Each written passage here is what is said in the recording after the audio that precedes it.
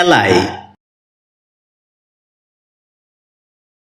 এটি ভার্বের ট্রানজিটিভ ফর্মে ব্যবহার হয়ে থাকে, যার অর্থ হচ্ছে বন্ধুত্ব সূত্রে আবদ্ধ হওয়া, বিবাহ সূত্রে আবদ্ধ হওয়া, মৈত্রী স্থাপন করা, সন্ধি সূত্রে আবদ্ধ হওয়া, মিত্রতা বা সন্ধি দ্বারা যুক্ত করা ইত্যাদি।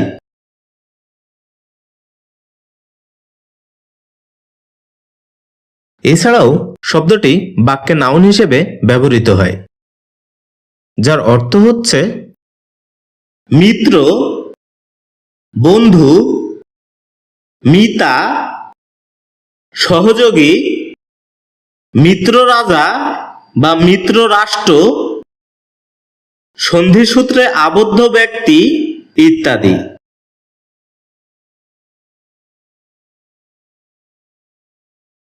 যার উল্লেখযোগ্য কিছু সিনোনিমস হচ্ছে confederate, friend, buddy, namesake, associate, partner, collaborator ইত্যাদি।